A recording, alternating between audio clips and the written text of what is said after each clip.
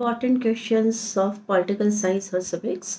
इसमें आपका सबसे पहले पावर शेयरिंग चैप्टर है, उसमें आप श्रीलंका और बेल्जियम की केस हिस्ट्री कीजिएगा, उनके एथनिक कॉम्पोजिशंस और उनको उन्होंने कैसे मेट आउट किया, मेजोरिटिज्म, कम्युनिटी गवर्नमेंट, ये सारा आएगा। इसके अलावा वर्टिकल और हॉरिजॉन्टल पावर शेयरिंग किस तरीके से होती है, और प्रूडेंशियल और moral reason and why power sharing is desirable. और इसमें सेकंड चैप्टर आपका जब आप लेते हैं फेडरलिज्म, उसमें आपको डिफाइन सभी चैप्टर्स के करने हैं।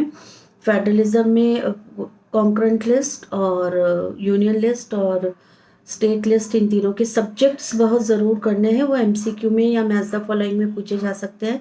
रेजिडियल पावर क्या होती है, ड्यूअल ऑब्जेक्टिव क्या होता है, coming together and holding together government, unitary government and multiple government, and then your elections before government before 92 and after 92, and decentralization क्या होता है, उसके क्या फ़ायदे होते हैं, और एक क्वेश्चन आपका लोकल गवर्नमेंट पे आ सकता है।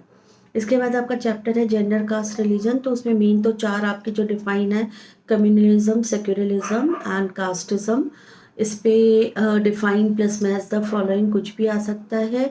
और पॉलिटिकल मोबिलाइजेशन, गांधी जी की क्या ओपिनियन थी, सेक्सुअल डिवीजन ऑफ लेबर क्या होता है, ये बेसिक क्वेश्चन है। बाकी तो इन डिफाइंस पे बेस्ड ही आपका कोई ना कोई क्वेश्चन आएगा। इसके बाद आपका पॉलिटिकल पार्टीज है, जो कि इंपॉर्टेंट है, आपको 5 मार्क क्वेश्चन मिलने वाला है। It may be the need, why do we need और function of the political party, उसके कंपोनेंट्स क्या क्या होते हैं, उसको उसके ड्रॉबैक्स क्या हैं, डिसएडवांटेज क्या है, उसको स्ट्रेंथन करने के लिए हम क्या कर सकते हैं, नेपोटिज्म, एफिडेविट और एंटी डिफेक्शन लॉ, डिफेक्शन, और जितनी भी आपकी मेन पार्टीज़ हैं, बीजेपी है, नेशनल कांग्रेस है, बीएसपी है, इनको इन कौन से ईयर में क्रिएट हुई थी, लीडर कौन है और इनकी आइडियोलॉजी क्या है। और एक छोटा क्वेश्चन आपका रीजनल पार्टी पे आएगा।